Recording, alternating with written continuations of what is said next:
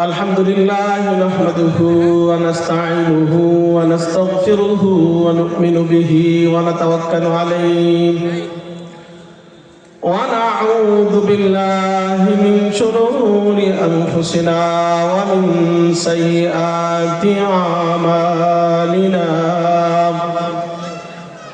من يهده الله فلا مضل له ومن يضلله فلا هادي له ونشهد أن لا إله إلا الله وحده لا شريك له ونشهد أن سيدنا وسندنا وحبيبنا وطبيبنا ومولانا محمدا عبده ورسوله صلى الله على روح محمد في الأرواح وعلى جسد محمد في الأجساد وعلى قبر محمد في القبور أما بعد فأعوذ بالله من الشيطان الرجيم بسم الله الرحمن الرحيم فقلت استغفروا ربكم إنه كان يرسل السماء عليكم مدرارا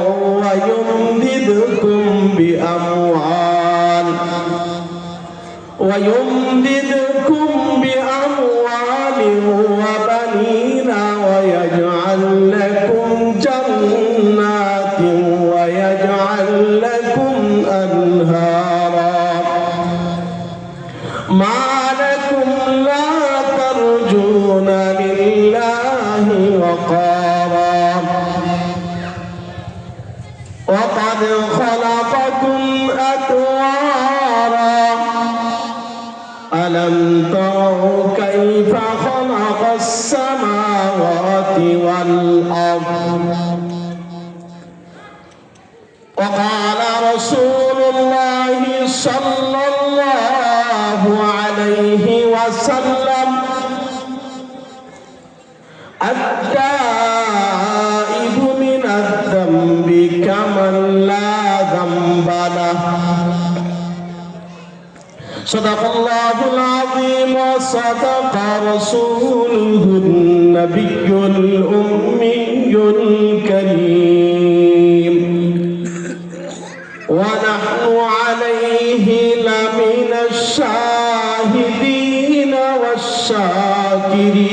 والشاكرين سبحانك لا علم لنا إلا ما علمتنا إنك أنت العليم الحكيم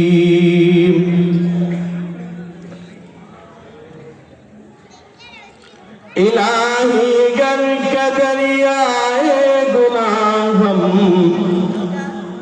تمی دانی و خود ہستی گواہم گناہ بے عدد بار بستم ہزارہ بار توبہ شکستم حجاب مقصودم عصیان منشود گناہم موجب حرمان منشود হাফেজ আশরাফ আলী রহমতুল্লাহ আলাইহি ফাউন্ডেশন এর উদ্যোগে হযরত মাওলানা আবু সাঈদ আশরাফি সহ এলাকার অন্যান্য মৃত্যু ব্যক্তিদের স্মরণে ওনাদের মাগফিরাত কামনায় মাহফিলে সম্মানিত সভাপতি, অত্র জামিয়ার সম্মানিত সভাপতি ইজেড মাসুদুর রহমান সাহেব, প্রধান মেহমান উস্তাদুল আসাতিজা হযরতুল আল্লাহ হযরত মাওলানা আশিকে মুস্তাফা দামাত বারাকাতুহুমুল আলিয়া, বিশেষ মেহমান হযরত মাওলানা কাজী মাইনুদ্দিন আহমদ দামাত বারাকাতুহুমুল আলিয়া, বিশেষ মেহমান অত্র জামিয়ার সুনামধন্য মুহতামিম উস্তাদ মুহতারাম হযরত মাওলানা হাফিজউদ্দিন দামাত বারাকাতুহুমুল আলিয়া, বিশেষ অতিথি জনাব ইসরাফিল হোসেন মোল্লা, বিশেষ অতিথি ব্যারিস্টার জাহিদ হাসান আকন। আজকে এই মাহফিলে যিনি প্রধান বক্তা হিসেবে থাকবেন, যে শিরোনামে আজকে মাহফিল, এই শিরোনামের সাথে যার বড় সম্পর্ক, রুহের সম্পর্ক, ভালোবাসার সম্পর্ক, আত্মার সম্পর্ক, শ্রদ্ধার সম্পর্ক, স্নেহের সম্পর্ক, আধ্যাত্মিক সম্পর্ক, পীরে কামেল হযরতুল আল্লাহ হযরত মাওলানা মুফতি মাহবুবুর রহমান সাহেব দামাত বারাকাতুহুমুল আলিয়া, দিগার আলোচক বৃন্দ, মুরব্বিয়ানে এজাম, সামনে বসা আমার যুবক ভাইয়েরা, পর্দার আড়ালে বসা সম্মানিতা মা ও বোনেরা, আজকে যে মাহফিলে আসলে বসেছি আলোচনার জন্য, আসলে বসা না, আলোচক বৃন্দ অনেক, কিছু মানুষকে স্মরণ করার জন্য, তাজকিরা করার জন্য আসলে উপস্থিত হওয়া, যার শিরোনামে আজকে মাহফিল। এই শিরোনামটা সামনে আসলেই পরে দুঃখের কান্না আর সুখের দুটোই আসে। দুঃখ হলো তারা চলে গেছে, আর সুখ আর ভালোবাসা এটা হলো পরবর্তীতে আমাদের এলাকাকে তিনারা রঙায় গেছেন। ভালো মানুষের সোহবত যখন কোনো এলাকা পায়, ওই এলাকাটা সুন্দর হয়ে যা, ভদ্র হয়ে যা। ওই এলাকার মধ্যে আল্লাহ তাআলার পক্ষ থেকে রহমত নাজিল হইতে থাকে। ভালো মানুষের মেহনতে এলাকা এমন পরিবর্তন হয়, সুন্দর হয়, যে মানুষগুলো নিরাপদে চলতে থাকে। আমরা ইসলামী সফর নামে একটি সফর গত এক সপ্তাহ আগে আসাদুল্লাহ হযরত সহ আমাদের তালেবে ইলমদেরকে নিয়ে করেছিলাম। যে সফরটা ইসলামী সফর, তালিমি সফর, যে সফরের শুরুতেই রব্বি জিদনি ইলমা পড়া হয়েছিল, মানে এখান থেকে শিক্ষা নেওয়া। আমি ব্যক্তিগতভাবে যে শিক্ষাটা এই সফর থেকে পেয়েছিলাম, একটা কারগুজারি আমার সামনে জামিয়া রশিদিয়া আল্লামা রশিদ আহমদ গঙ্গহি রহমতুল্লাহ আলাইহির নামে ফেনীতে একটা মাদ্রাসা, যে মাদ্রাসাটার নাম হলো জামিয়া রশিদিয়া। ওই মাদ্রাসায় আমরা রাত্রে, গভীর রাতে ওই মাদ্রাসায় সফরে আমরা অবস্থান করি। যখন আমরা ওই মাদ্রাসায় ঢুকতেছিলাম, পুরা এলাকাটাই তখন নিস্তব্ধ, সকলেই ঘুমের ঘরে বিমূঢ়। কিন্তু মাদ্রাসাটায় যখন ঢুকলাম, তখনও আল্লাহর কিছু গোলাম জাগ্রত। তারা মাদ্রাসা পাহারাদারি করছে, কেউ বা রুকুতে, কেউ বা সিজদায়, কেউ অজুর গাত নাই, কেউ মসজিদের পাশে। কিন্তু মজার বিষয় যেটা, এই মাদ্রাসাওয়ালারা, এই মাদ্রাসার কাছে যে মনীষীরা ছিলেন, তারা এই মাদ্রাসাকে এত সুন্দর মেহনত করে উঠে গেছিলেন যে মাদ্রাসা থেকে যখন আমরা বের হই তখন দেখতেছিলাম দোকানগুলো উন্মুক্ত, কোথাও দেখতেছিলাম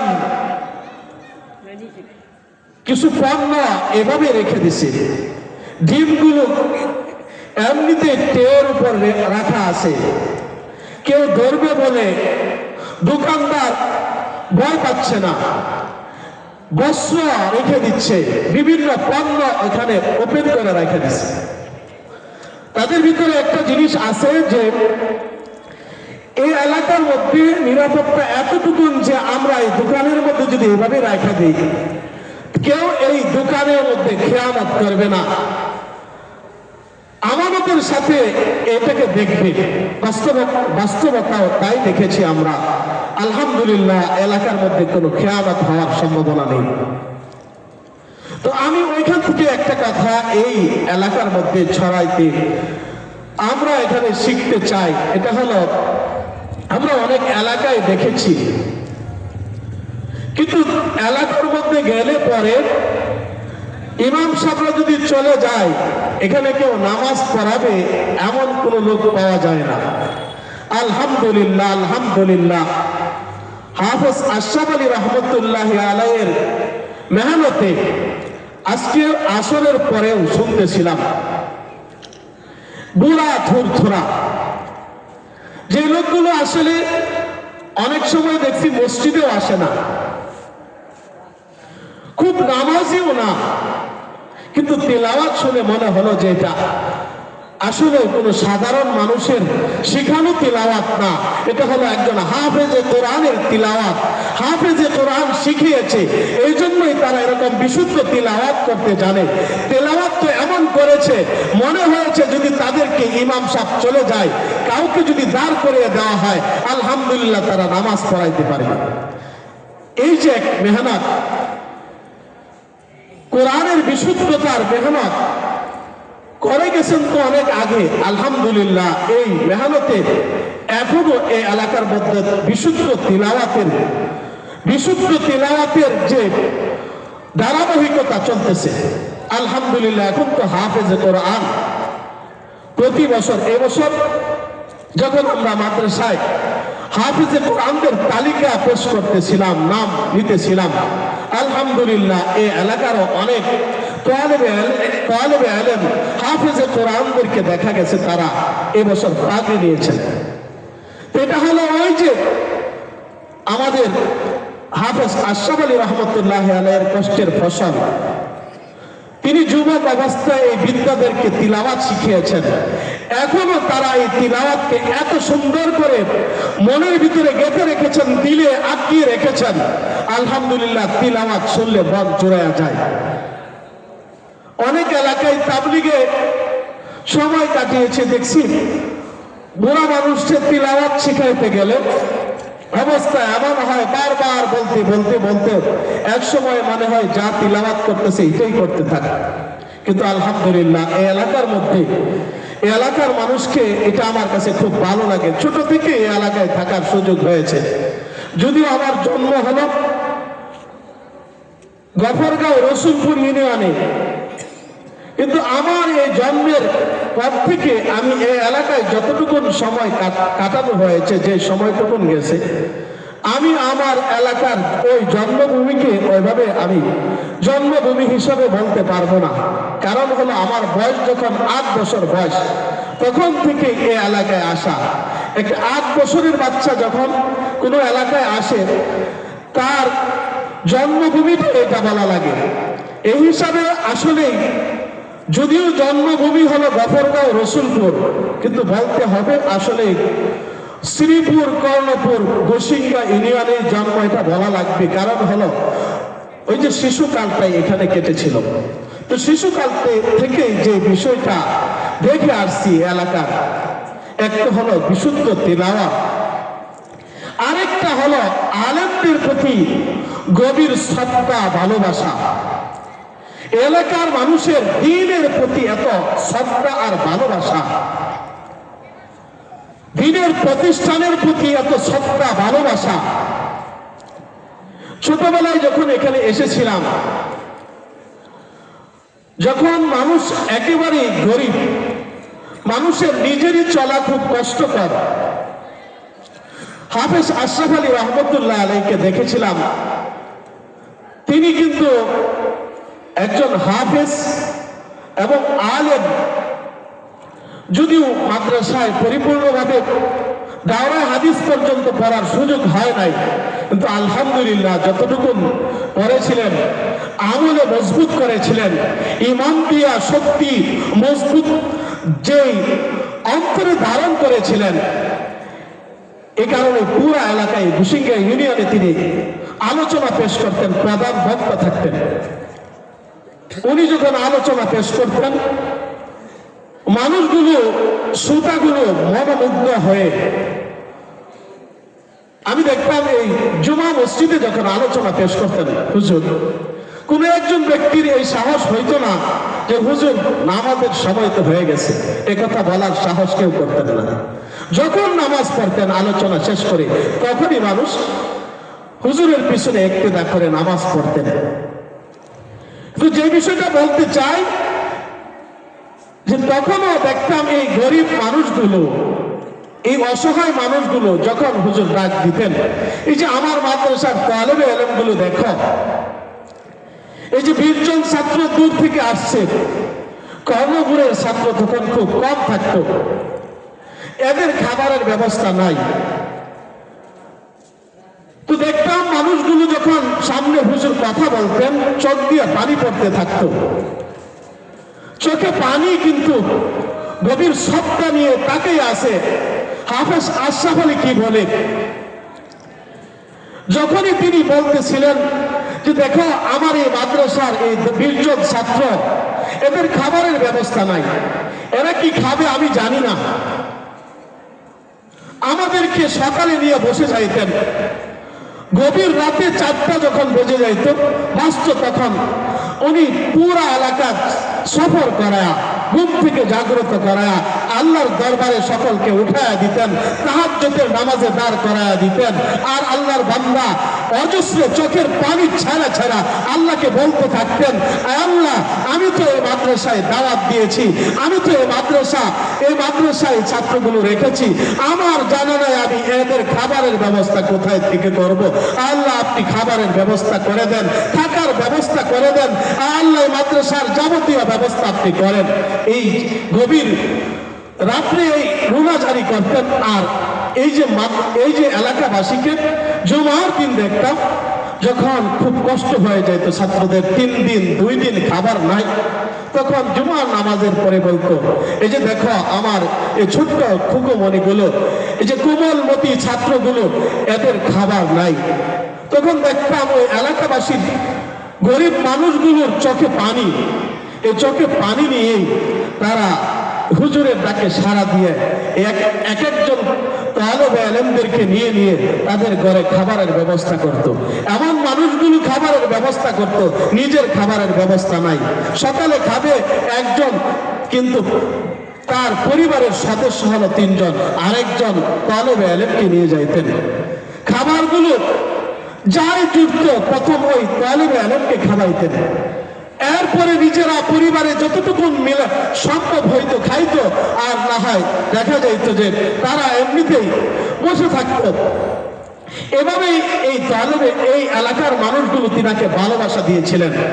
আর এই ভালোবাসার ফলশ্রুতিতে এখানে এমন একটি প্রতিষ্ঠান গড়ে উঠেছে, এমন একটা প্রতিষ্ঠানের জন্ম নিয়েছে, যে প্রতিষ্ঠান তো উনি চলে গেছে, কিন্তু এই প্রতিষ্ঠানকে আমি আশা করি আল্লাহ তাআলা কিয়ামত পর্যন্ত কবুল করেছেন। এবং এই এলাকার মানুষকে এই প্রতিষ্ঠানের মাধ্যমে, এই এলাকার মানুষ তো মরবে, কিন্তু এই প্রতিষ্ঠানের ফায়দা থেকে তারা দুনিয়াতে যেমন ফায়দা পেয়েছে, কবরে থাইকাও পায়। ফায়দা পাবে। কেমন ভাবে পাবে না? ওই যে মরে তো কবরে শুয়ে গেছে, কিন্তু এই যে তালেবে ইলমগুলো আসরের নামাজের পরে দেখবেন রাস্তা দিয়ে ঘুরতে থাকে। তালেবে ইলমগুলো সূরাতুল ইয়াসিনের তিলাওয়াত মুখে নিয়ে নিয়ে তারা এলাকায় ঘুরতে থাকে। তালেবে ইলমগুলো তো ঘুরতে থাকে সুবহান রাব্বিয়াল আযীম, সুবহানাল্লাহি ওয়া বিহামদিহি, সুবহানাল্লাহিল আযীম, এই তাসবিহগুলো পড়তে পড়তে তারা এলাকা দিয়ে ঘুরতে থাকে। আল্লাহর কসম দিয়ে বলতে পারি, এই এলাকায় এই তালেবে ইলমগুলো, এই হাফেজে কোরআনগুলো রাস্তা দিয়ে চলবে আর একটা কবরের মধ্যে আযাব চলবে, এটা হতে পারে না। তার মানে আমি কসম দিয়ে বলতে পারি, আমরা যারা এই কষ্ট করে গেছি, যারা এই তালেবে ইলমদেরকে এই মাদ্রাসাকে জন্ম দিয়ে গেছেন, এই মাদ্রাসার জন্ম তো হয়েছে ওই কালে, কিন্তু এই মাদ্রাসার ফায়দা কিয়ামত পর্যন্ত চলবে। আমাদের মুরব্বীরা কবরে শুয়া শুয়া এই কোরআনের তিলাওয়াত, এই মাদ্রাসার ফায়দাগুলো জান্নাতে বসে বসে তারা কবরে বসে বসে পাইতে থাকবে। কসম দিয়ে বলল আমি হারেস হব না। তো এটার এই ফসলের জন্ম, এই চারার জন্ম যিনার মাধ্যমে হয়েছিলেন তিনি আর কেউ না, তিনি হলেন হাফেজ আশরাফ আলী রহমতুল্লাহ আলাইহি। এজন্য আমরা গভীর শ্রদ্ধার সাথে সব সময় স্মরণ করব হাফেজ আশরাফ আলী রহমতুল্লাহ আলাইহি। হাফেজ আশরাফ আলী রহমতুল্লাহ আলাইহি চারা লাগায় গেছেন, ওই চারার মধ্যে পানি দেওয়ার কাজ করেছিলেন তিনার সুযোগ্য সাহেবজাদা হযরত মাওলানা আবু সাইদ আশরাফি রহমতুল্লাহ আলাইহি। উনি এলাকার এই চারাটাকে তিনি যখন চারার মধ্যে যখন পানি দেওয়া শুরু করছে, হাফেজ আশরাফ আলী রহমতুল্লাহ আলাইহিকে তো মানুষ বড় ভয় পাইত। উনি ছিলেন বড় জালালি মেজাজের। উনি যদি দোকানে কোনো অশ্লীলতা দেখতেন, আমার নিজের চোখে দেখার সুযোগ হয়েছে, কোন দোকানদার প্রতিবাদ করবে এই সাহস ছিল না। একটা গানের আওয়াজ আসবে আর হাফেজ আশরাফ আলী ওই দোকানে গিয়ে আঘাত করবে, ওই দোকানদার কথা বলবে, এই শক্তি, ওই বাক শক্তি এই দোকানদার হারিয়ে ফেলতো, বরং নিজের জানকে বাঁচানোর জন্য এখান থেকে পালায় বেড়াইত। অনেক সময় দেখেছি বিভিন্ন কনসার্ট করার এত অশ্লীল কনসার্ট করতো না, কিন্তু একটু গান স্বাভাবিক অন্য এলাকায় যেমন করে এমন করার চেষ্টা করলে হাফেজ আশরাফ আলী রহমতুল্লাহ একটা ব্যাটের লাঠি নিয়ে যাইতেন। কিন্তু এই ব্যাটের লাঠির গর্জন আর শক্তি এমন ছিল যে সবগুলো মানুষ পালায় বেড়াইতো, এখান থেকে দৌড়ায় কোথায় যাবে, নিজের জান বাঁচানোর জন্য সবাই দৌড়াইতে থাকতো। উনি ছিলেন জালালি মেজাজের। উনি তো এই জালালি মেজাজ দিয়া এই চারাকে লাগায় গেছিলেন, কিন্তু জামাল দিয়া যে চারার পানি আর সার গোবর দিয়েছিলেন ইনি হলেন হযরত মাওলানা আবু সাইদ আশরাফি। জামালি মেজাজের ছিলেন, একজন তো ছিলেন জালাল বড় কড়া মেজাজের, আরেকজন ছিলেন কোমল হৃদয়ের, একেবারেই জিনার মেজাজ ছিল নরম মেজাজের। মানুষকে ভালোবাসা দিয়া তিনি কাছে টানতেন।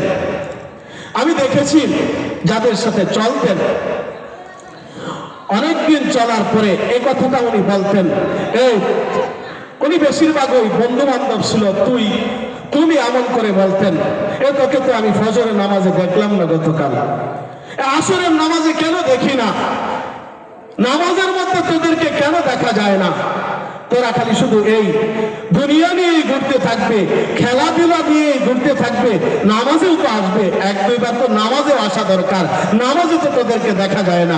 কিন্তু দেখতাম এই যুবকগুলো হুজুর যখন বলতেন, হাফেজ মাওলানা আবু সাইদ আশরাফি রহমতুল্লাহ আলাইহি যখন বলতেন এই যুবকদেরকে, এই যুবকগুলো তখন এর ভিন্ন কোনো উত্তর দিতে জানতো না যে ভাই কালকে থেকে দেখবেন আমি মসজিদে চলে আসি। বাস্তবে দেখা যাইতো এই যুবকগুলো তার পিছনে দাঁড়ায় নামাজি হয়ে যাইতো। দেখা যাইতো আর কতদিন যাইবো, ছেলের প্রাপ্ত হয়ে গেছে, টুপিটা কেন পারস না, তোর মুখে কেন দাঁড়িয়ে আসলো না, এভাবে যখন বলতো এই যুবকদেরকেও দেখতাম এক সময় এই যুবকগুলো মসজিদের দিকে আসা শুরু হইতো, এই যুবকদেরকে মসজিদমুখী করেছে। শুধু তাই না, এই যুবকদের থেকে কুসংস্কারকে সরায়া এই যুবকদের মধ্যে ইসলামী সংস্কৃতিগুলো ঢোকানোর চেষ্টা করেছেন। এই সংস্কৃতিগুলো ঢোকানোর জন্য তিনি একটি ইসলামী শিল্পী গোষ্ঠীর আবিষ্কার করেছেন, যাতে করে অপসংস্কৃতি দূর হয়ে যায়, গানের দিকে যাতে যুবকরা দৌড়াইতে না থাকে। এজন্য তিনি এই শিল্পী গোষ্ঠীর জন্ম দিয়েছেন, এটার আবিষ্কার করেছেন। আলহামদুলিল্লাহ, এটার কারণে এই এলাকায় দেখবেন বিভিন্ন এলাকার মধ্যে বিয়ের সমান গান হয়, বাজনা হয়। আলহামদুলিল্লাহ, আলহামদুলিল্লাহ। আমাদের এই কর্ণপুর মাদ্রাসার আশপাশ এই গান থেকে বিরত থাকে। যুবকরা গান শুনতে জানে না, তারা দূরে সরায় দেয়। না, বিয়ের মধ্যে গান হবে না, বিয়ের মধ্যে অশ্লীলতা হবে না। এটা হলো তার এই শিল্পী গোষ্ঠীর আবিষ্কারের ফসল। আলহামদুলিল্লাহ, এই আল্লাহর এই যুবক আলেম মেহনত করে যুবকদেরকে ইসলামের দিকে দীক্ষিত করেছেন, মসজিদমুখী করেছেন, ইসলামমুখী করেছেন, দাড়িওয়ালা বানিয়েছেন, ইসলামী মাইন্ডের বিয়ের দিকে ডেকেছেন। আলহামদুলিল্লাহ, হাফেজ আশরাফ আলী রহমতুল্লাহ আলাইহির এই ওরসজাত সবগুলো সন্তানকে আল্লাহ তাআলা এই ইসলামের দিকে দীক্ষিত করেছেন। তারা অন্য দিকে যায় নাই। বাবার দোয়া বারবার হয়েছে, বাবা দোয়া করেছেন ছেলে সন্তানের জন্য, যেমন দোয়া মেয়ে সন্তানগুলোর জন্য দোয়া করেছেন। আলহামদুলিল্লাহ, মেয়েগুলো তাদের সন্তানগুলোকে আলেমদের সাথে বিয়ে, বড় মেয়েটা তো বড় একটা পরীক্ষায় 3 জন সন্তান হারা হয়ে গেছে। নিজের জীবনের সবগুলো স্বপ্নই শেষ হয়ে গেল। আমাদের বড় দুলাভাই মুস্তফা, তার সন্তানগুলো একের পর এক যাইতেছিল, আর আমি শেষ সন্তানটাও যখন চলে গেল, প্রথম সন্তান অনেক কষ্ট লাগে, দ্বিতীয় সন্তান যায় আরো কষ্ট লাগে, তৃতীয় সন্তানও যখন চলে যায়, এই মানুষটা সহ্য করা খুব কঠিন হয়। কিন্তু আল্লাহর বান্দাকে দেখছি শেষ সন্তানও যখন চলে যায়, ওই যে আলেমের সন্তান, তো আলেমের সাথে সম্পর্ক, এই জন্য সবর করেছেন। ওই যে কোরআনের আয়াতের মধ্যে আছে, যখন তোমাদের কাছে কোনো মুসিবত আসে আর মুসিবতের পরে সবর করো, এই সবরের প্রতিদান আল্লাহ তাআলা এমন দান করবে, তোমাকে মাফ করে দিবে, তোমার এই আজর সবকে বড় করে দিবে। আল্লাহ তাআলার কাছে এই আয়াতের দিকে তাকায়া আমি তো দেখতেছিলাম, ওই দিনও তার চোখের মধ্যে কোনো পানি ছিল না। তৃতীয় সন্তান চলে গেছে, কিন্তু চোখটাকে আল্লাহর সবর দিয়ে এরকম ভাবে আটকে আছে যে আল্লাহ তাআলার দিকে আজর সওয়াবের জন্য তৃতীয় সন্তানটাকে নিজ হাতে কবরে রেখেছে। আল্লাহ তাআলা এমন সবর করার তৌফিক দান করেছেন। তো আলহামদুলিল্লাহ, আশা রাখি পরের সন্তানগুলো, আমার ভাইয়ের রেখে যাওয়া সন্তান 2 জন সন্তান রেখে গেছেন, আল্লাহ তাআলা তাদেরকে হয়তো আল্লাহ তাআলা কবুল করবেন। তাদের দ্বারাও হয়তো এই চারার মধ্যে পানি দেওয়াবেন, হয়তো এই চারাকে আল্লাহ তাআলা আরো বড় করাবেন, দেখাশোনার সুযোগ করে দিবেন। আমরা দোয়া করব আল্লাহ তাআলা এই সন্তানগুলোকেও এই তার দাদার রেখে যাওয়া, তার বাপের রেখে যাওয়া এই সম্পদকে গুটিয়ে রাখা, সযত্নে রাখা, পানি দিয়ে রাখা, এটাকে সুন্দর করে পরিচর্যা করার তৌফিক দান করুন।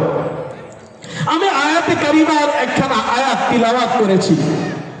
এই আয়াতের ভিতরে ঢোকার সুযোগ নাই, ঢুকবো না। তবে এই আয়াতের মধ্যে আল্লাহ তাআলার কয়েকটা ওয়াদা, আল্লাহ তাআলা কয়েকখানা ওয়াদা করেছেন। মানুষ যখন গুনাহ করতে থাকে, গুনাহর দিকে যখন বিমূঢ় হয়ে যায়, তখন নিজের জীবনটা বিপন্ন মনে হয় যে আমি জীবনটা শেষ করে ফেলছি, আমার জীবনে আর কোনো আশা নাই, আমি আল্লাহর কাছে আর কোনো মাপ পাবো না, ক্ষমা পাওয়ার কোনো সুযোগ নাই। মানুষ এমন বলতে থাকে। মানুষের যখন নৈরাশ্যতা চলে আসে, আল্লাহ তাআলা ওই বান্দাদেরকে উদ্দেশ্য করে বলেন, এ বান্দা, তোমরা যদি আমার কাছে ক্ষমা চাও, মাপ চাও, আমি তোমাদেরকে মাফ করব। আল্লাহ তাআলার এই ঘোষণাটা হলো কোরআনের আরেকটা আয়াতে, কুল ইয়া ইবাদিয়াল্লাযীনা আসরাফু আলা আনফুসিহিম লা তাকনাতু মির রাহমাতিল্লাহ। আমার বান্দারা, হে আমার অপরাধী বান্দারা, যারা নিজেদের উপর জুলুম করেছে, জুলুম করার কারণে মনে হয় আর তোমরা আমার কাছে আসতে পারবা না। নিজেদেরকে বড় অপরাধী মনে হয়, গুনাহ অনেক বড় মনে হয়। তোমরা আমার রহমত থেকে নৈরাশ হও না। আল্লাহ তাআলা আমার তিলাওয়াতকৃত আয়াতে বলেন, কুল ইস্তাগফিরু রাব্বাকুম ইন্নাহু কানা গাফফারা। ইস্তাগফিরু রাব্বাকুম, তোমরা রবের কাছে ইস্তিগফার করো, ক্ষমা চাও। ইন্নাহু কানা গাফফারা, আল্লাহ তাআলার কাছে ক্ষমা চাইলে আল্লাহ তাআলা ক্ষমা করে দিবেন, মাফ করে দিবেন। শুধু মাফ করবেন তাই না, আল্লাহ তাআলা পুরস্কার দিবেন। এই ইস্তিগফার যারা শুরু করবে, দেখা যায় আমলের কারণে বৃষ্টি আসা বন্ধ হয়ে যায়, আমলের কারণে সন্তান আল্লাহ তাআলা দেয় না, আমলের কারণে বিভিন্ন ধরনের আযাব আসতে থাকে। আল্লাহ তাআলা ওয়াদা করেন, কুল ইস্তাগফিরু রাব্বাকুম ইন্নাহু কানা গাফফারা ইউরসিলিস সামা আলাইকুম মিদরারা ওয়া ইমদিদুকুম বিআমওয়াল ওয়া বানিনা ওয়া ইয়াজআল লাকুম জান্নাতিন ওয়া ইয়াজআল লাকুম আনহারা। আল্লাহ তাআলা বলেন, ইস্তাগফিরু রাব্বাকুম ইন্নাহু কানা গাফফারা ইউরসিলিস সামা আলাইকুম মিদরারা। এক নম্বর হলো আল্লাহ তাআলা অনাবৃষ্টি দূর করে দিবেন, আল্লাহ তাআলা রিজিকের অভাব দূর করে দিবেন। ইউমদিদুকুম বিআমওয়াল, আল্লাহ তাআলা আমার খাবারের ব্যবস্থা করে দিবেন। সম্পদ অনেকে বড় পেরেশান, আমার এই ব্যবসা করি, আমার তো সম্পদে বরকত হয় না, আমি এই ব্যবসায় যাই, আমি ওই চাকরিতে যাই, আমার কোনো বরকত হয় না। আল্লাহ তাআলা বলেন, ইস্তিগফারে লেগে যাও। দোকান করছো, দোকানে বসে ইস্তিগফার করো, চাকরি করছো, চাকরিতে ইস্তিগফার করো। আল্লাহ তাআলা বলেন, ইউমদিদুকুম বিআমওয়াল, তোমাকে মাল দেওয়ার ব্যবস্থা আমি করব। ইউমদিদুকুম বিআমওয়ালিন ওয়া বানিন, সন্তান হয় না, এদিকে দৌড়াই, ওইদিকে দৌড়াই, এর কাছে চাই, ওর কাছে চাই, এই ডাক্তারের কাছে, ওই ডাক্তারের কাছে যায়। আল্লাহ তাআলা বলেন, না না না না, তুমি আমার কাছে ক্ষমা চাও, ইস্তিগফার করো, তোমার সম্পদ যেমন বাড়ায় দিব, তোমার সম্পদের যেমন ব্যবস্থা করব, আমি তোমার সন্তানের ব্যবস্থাও করব। আল্লাহ তাআলা ইয়াহাবু লিমান ইয়াশাউ ইনাসা ওয়া ইয়াহাবু লিমান ইয়াশাউ যুকুর। আমরা ছেলে সন্তান হয় না, মেয়ে সন্তানগুলো হয় খালি বারবার মেয়ে সন্তান। এজন্য এর কাছে যাই, ওর কাছে যাই, ওই কাছে, এই দরবারে, ওই দরবারে, এই পীর সাহেবের কাছে, ওই মাজারে, এভাবে বলতে থাকি। আল্লাহ তাআলা বলেন, ইস্তিগফার করো, ইস্তিগফার করবা তো আমি তোমাকে ছেলে সন্তানও দিব, মেয়ে সন্তানও দিব। আমি যদি তোমার কপালে রাখি, আমি তোমাকে দিব। আমার কাছে চাও, ইস্তিগফার করো, গুনার জন্য মাপ চাও, এমনি ইস্তিগফার করো, আমি তোমাকে ছেলেও দিব, আমি মেয়েও দিব। মেয়ে দেওয়ার মালিকও আমি, ছেলে দেওয়ার মালিকও আমি।